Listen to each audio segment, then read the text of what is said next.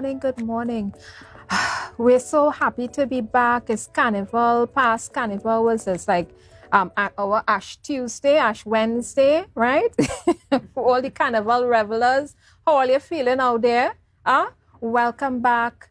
Welcome back. Viewers across Trinidad and Tobago and the Caribbean, I am Jewel Greene and this is Book Club Corner. And today we'll be talking to an author, very special author, because she's also a publisher. And we'll be speaking to her about her book. Every Wednesday, we chat with local authors about their books, about the literary arts, about their love for the written word. And we have with us today Miss Patricia Whiteman, and she is the former coordinator of the Golden Members Poetry Club. She's also the head of the, let me see if I can see this here. Yeah, she's the head writer of I Am Wellness magazine. She's an advocate for the legally blind. And this book that they've written is called Seniors Can Write Poetry Too. Welcome, Patricia. Thank you for being here with us. Thank you. Nice. Listen, Patricia has this book, and it looks like one of my books. It's well written up. Let me tell you, well lived. Patricia, everybody who signed this book has a poem and work in this book, right, Patricia? Yes, they do. So this book is an anthology, and we love anthologies. It's one of the most beautiful ways to experience a book because you get to see a little of each author in the book. Right? That's it's kind of like a sushi sampler, guys. Yes, yes. Right? So like a nice little platter where you get to see all the authors having this. Exactly. So how are you feeling this morning? What you did for Carnival? Oh, I relaxed. Me too. I read, guys. I got some much needed rest. And today is Author's Day, and it's also the anniversary of the book.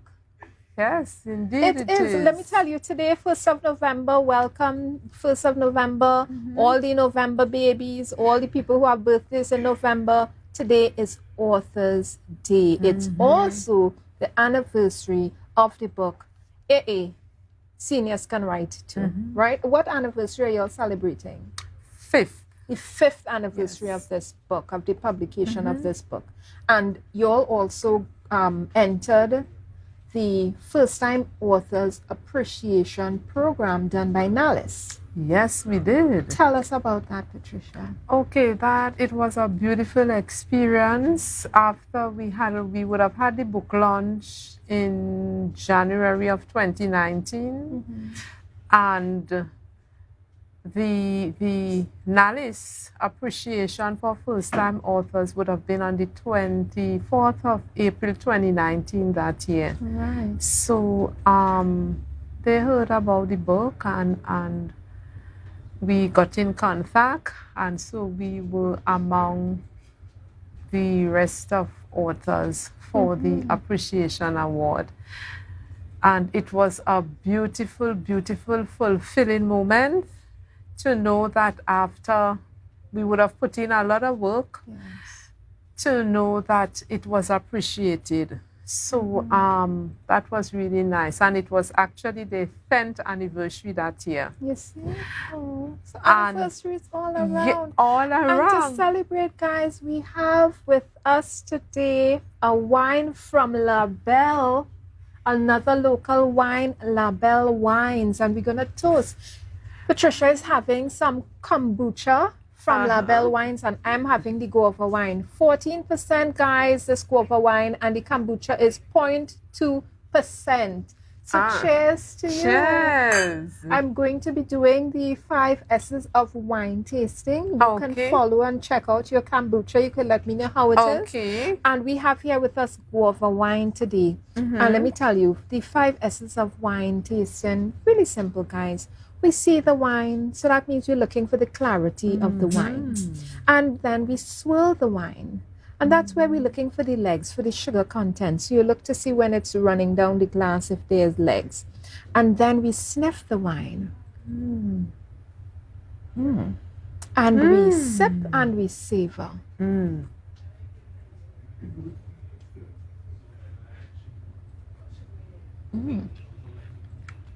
Oh, wow.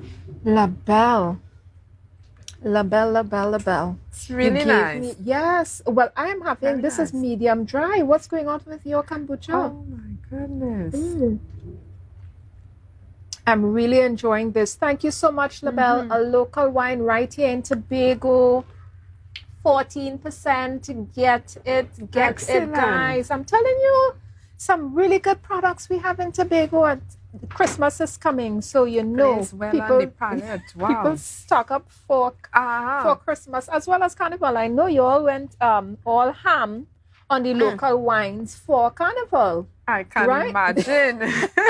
I saw some people having a really good time for the Tobago Carnival.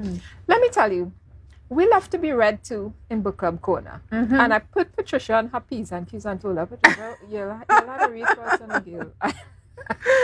I don't know what's going on, but you're going to have to read for us. And there are poems in this book that we're going to get to. But before we get there, I want to look at the table of contents of this book.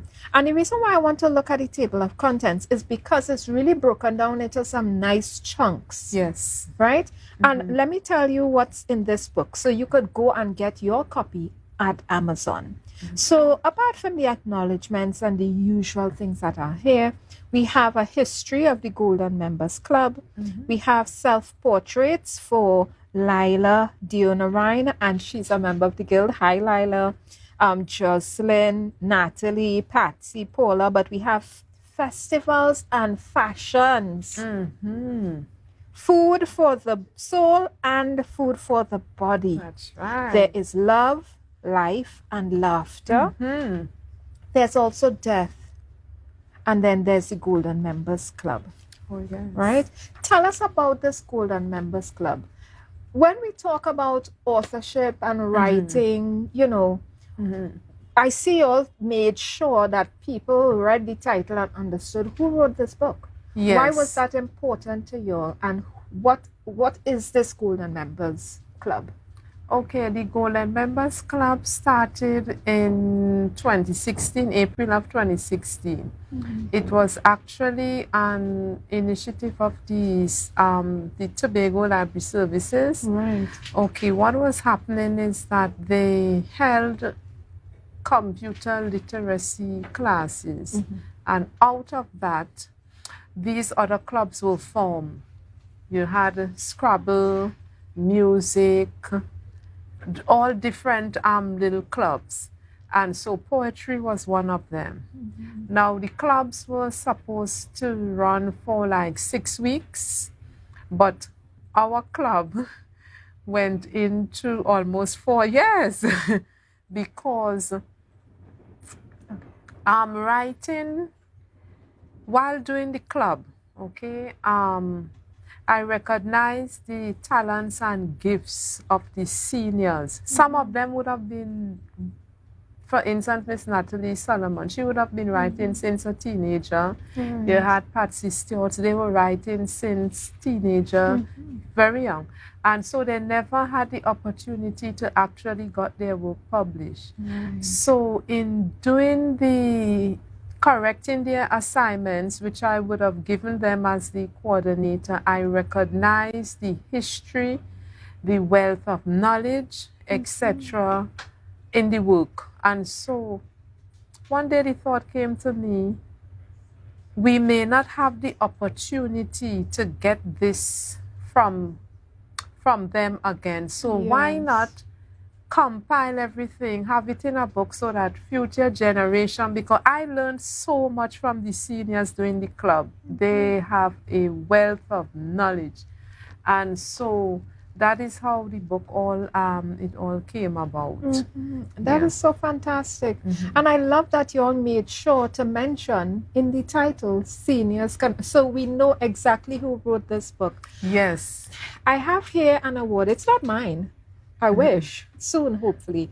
But this is Patricia's and the club's award. It's the First Time Authors Appreciation Program plaque. And this is celebrating the first-time authors. So authors out there, if you're a first-time author, you can apply for this program. Here we have a photo. This photo is extremely special. Not because I'm in it, right? Well, partly because But mostly because this year was the first year that NALIS had in Tobago the exhibition of the First Time Authors Appreciation Program. Wow. So there was a display in the library in Scarborough of the 55 books. Oh, wow. From the 55 first-time authors of 2022 that received their award in 2023. And this is their award. I'm just putting it out there. If you're a first-time author, you've never gotten an award in your life, this is a great time to get it. Oh, yes. Complete the First-Time Authors Appreciation Program form, speak to NALIS, and get in on there.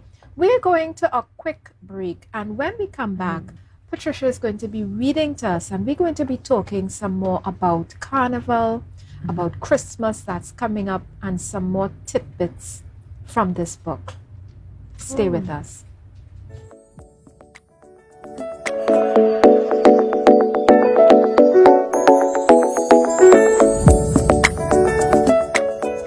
And thank you for sticking with us, all the bibliophiles, book lovers across the Caribbean, Trinidad and Tobago, all our revelers who had a time this Carnival weekend in Tobago. How are you feeling? How are your muscles feeling? And all I know how it is in us. They're recovering right now. Listen, I want to chat with you, Patricia, and we have with us today a publisher and an author. I want to talk to you, Patricia, about a few things before you read for us today. Sure.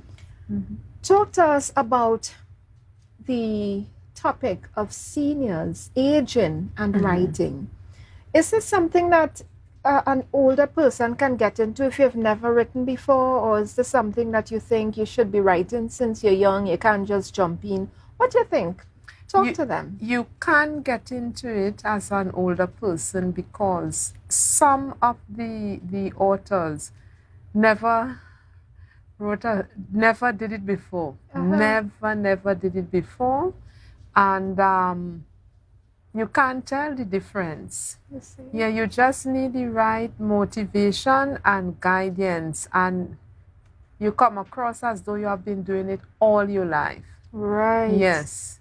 And the right editor, that's what Patricia did for this book. She went through the book and did some editing, some professional editing, because that's what Patricia does.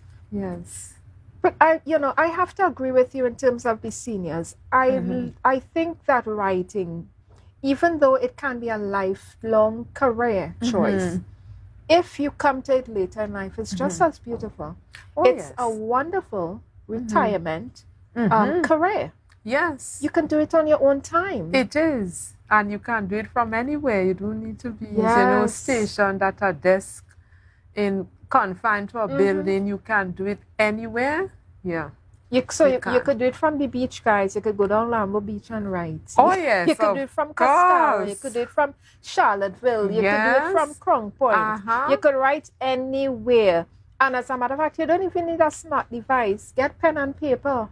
That's what I do because I'm more old-fashioned. I love my pen and paper. I love the smell of the paper, the feel of the paper. So I would often pack my notepad, my pens and stuff, and I would sit at Pigeon Point. I would sit at the various beaches and write.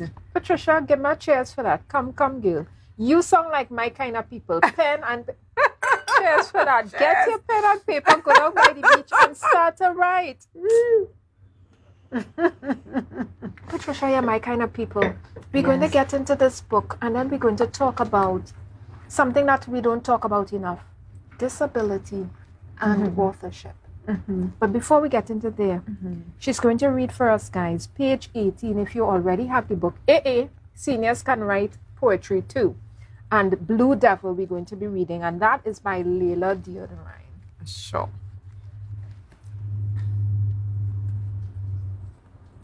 Blue Devil, here begins. Born, bottom, bam. Bam, bottom, bam. Bam, bottom, bam. 4 o'clock carnival Monday morning. The biscuit tin making music. People coming out of the house. dressed in the jockey, the knight, the little top, all interacting, jumping, laughing, singing, jam, boom, bam, jam, bodies painted in blue, the tongue red, long, stretch out, fire blow out, all fork in hand, waving, theatering, spectators, frightened, would even clutch on old straw to get away from the masquerader. Eyes bulging for what be asked before the fork withdraws. The imps tugging the chains tied around the waist of the blue devil, bringing him under control. Oh, imps, try. Devil must always be under control. By Leela Dionarine. Thank you so much for You're that. welcome. Budum, bam, bam, badam, bam. Take that. I love that, Leila. This is a wonderful poem. Let me tell you something. If you saw Miss Patricia holding the book away from her and reading, it is because she is considered legally blind. Am I right? Yes. And let's talk about your advocacy work. She's an advocate for the legally blind. That did not stop her from reading this poem and giving us all the little ins and outs. Bam, badam, bam. She gave us everything. Patricia, tell us about your work as somebody who is legally blind and what kind of representation is happening in books for persons who have disabilities. Okay, well, sad to say, I do not know of any such representation, especially for us. I hope in the future that will change. But what I can tell you about my story, I started writing as a teenager. I always wanted to be a poet and a writer. As I grew, I got discouraged by people telling me, you can't make a living off of writing, go and find something else to do. And over the years, you see you're wasting your time and all this sort of stuff. So I got into another profession. While doing that profession, along the way, I realized that I started losing my vision.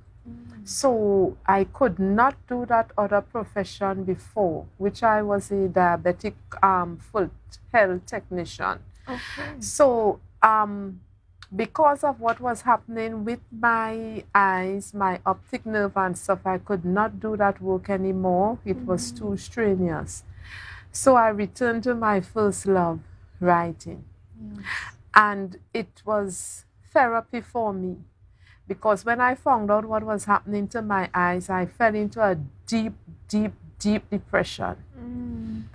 It was very deep and dark. And started writing, and it started pulling me out of that deep, dark pit until I got right to the top. It's like therapy. I could have expressed myself, all the hurt and everything I was going through, the shock and all of that. Writing healed all of that. By extension, working with the seniors, a couple years later, the opportunity came up to do the Golden Members Poetry Club. And that did wonders for me psychologically and mentally. So I would highly recommend, if not writing, another one of the arts, whether it's visual, performing, culinary, it's a healer, it heals. And so along the way, I got like opportunities to like do columns. I had a column in the Tobago News Fortnightly called Poetry Corner. And then I went on to, there were some visitors from America here who happened to read one of the columns and recommended me to a publisher in Amsterdam. So I started writing for their magazine there. And then from there, it just other things, opportunity came up. Yes. And over the years, the depression left. Yes. It really suits, and I wish that other people have the opportunity that I got, because it helps. It do help. And my intention is to do that in the future, to create an avenue and a space for whatever arts that the differently able, whatever arts they think that they want to get into. It is my life. It is it's on my agenda to do something for them in the future, to create a space and opportunities that their work can be published. Yes. Yeah, it's very near and dear to my heart, because it helped me. Yeah, I was going down. Yes. Down, out of it. Didn't want to eat or anything, and writing. Yes. Did it for me. Guys, you heard it here from Patricia Whiteman's very lips. Writing is therapeutic. It helps. If you're depressed, if you're looking to express yourself, if you're wondering what's happening in life, if you're having a difficult situation, whatever you may be going through, put it down on pen and the paper and use it as a tool to help connect yourself with other writers as well. You don't just have to stay in one little corner with your writing. So we just want to put that out there, throwing that tip out there. Start to write. Don't go to the negative side of life. Don't go to the bad side of life. You know, things are hard, we know. But writing is so good. Oh, yes. Oh, my gosh. Yes. I love that. I love what you talked about, you know, connecting mental health to the writing. Yes. And journaling as well, right? Yes. You need not be a poet or, you know, a fiction writer, storyteller. You can simply just write your feelings down, write what's happening with you. It's really, really a good practice to have, guys. So just throwing it out there. Because besides writing, I do keep a daily journal. Yes. You know, just keeping that journal, recording things I'm thankful for and stuff. So you don't need to be like a professional writer or a poet or anything like that. You just write. Yeah, get I like out. that. It's a healthy way of venting. Just write. Guys, we have with us here today on Book Club Corner Patricia Whiteman, and she is going to be reading to us from the final poem that we're going to be reading today, called Death in the Family. It's a sobering poem, but you know, as I say, we face everything boldly, right? We face the highs boldly, the lows. We are brave people out here, right? Tobago people strong. We good like that. So she's going to be taking us out with this poem, Death in the Family. Thank you. That in the family, here begins. Both parents dead. They had two picnic. You see, a boy and a girl, real pal. For the last parent that dead, been a butter. They keep wake and bongo. Oyo. Two of them friends get catch. A thief drinks meat. Bread wears. That no sudden for bring tears. The brute them put everything in a sack to heist over their back. But they get catch.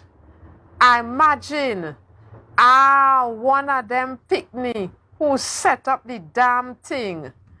By the way, that been on small part of the family. Another family dead. Another family dead on the hand. them a start a war for land. Me think they did call Paul. They even threatened to commit murder. Me can't recall if it was the younger or the older. Imagine one father not dead yet, a man a give spouse and fighting for house, while some a family a fight for body, for bury. They stop the service midway out of the church, minister a hurry, while casket a rush back or funeral come near. Could imagine that. They carry on like dog and cat. By Joycelyn Husford. I tell you, let me tell you, death in the family, and you're wondering why we giggling and we laugh. The poem is so relatable. Yes, indeed it is, and that is what motivated me to push so that the senior could have gotten their works published, Yes. because I found the work very relatable. It's just packed with a lot of history, customs, and tradition of yesteryear that isn't properly recorded. And I thought that since I'm a young person and learned so much from them, I wanted other young persons to get that opportunity as well, because it's loaded with traditions and customs of yesteryear that are not really recorded. And I love the language. Yes. She didn't just write the poem, you know, in standard English for you. She brought it home. I encourage them to do that, the because, language. oh This yes. one very, very personal. Yes, it is. Yeah. And so are all Because you're reading it and I sit down there saying, yes, yes. This is how Caribbean people, I mean, this fighting for different things. And let me say, I'm putting it out there. People all over the world fight. Please don't come for me. I'm not saying that about Caribbean people, right? People all over the world fight for all sorts of different things. I'm just talking about the poem we have here. And this poem is talking about, you know, people having these kind of fights for different reasons. Now they're dealing with death in the family. They're dealing with theft in the family. And I'm just going to put it out there. You know, we in the Caribbean, and especially in Tobago, we love a good wake. Oh, yes. We love a good wake. And nothing like sweet bread and nothing like a little wine at a wake, right? I want to thank, before we close off, I want to thank LaBelle. Asha, when I called you, you were so sweet, so personable, so accommodating. Thank you so much for this wine, this LaBelle guava wine, and the kombucha that Patricia is drinking. The guava wine is 14% alcohol. The kombucha is 0.2% alcohol. So you see the difference if you just want, you know, if you like the higher content like I do, and you want something soft, you know, you could drink a lot of it. Check the kombucha out and check LaBelle wines out. We are here today with Patricia Whiteman. Cheers to you, Patricia. Cheers. As we close off Book Club Corner, we want to thank you for tuning in with us. Today, every Wednesday, we're going to be chatting with another local author about their book, about their love for the written word and the literary arts. As we sip and chat with another author, come back next week, Wednesday, and tune in with us. And get this book, Seniors can write poetry too. I love it. And see you next Wednesday. Enjoy the rest of your week, guys. And we're back with Janelle.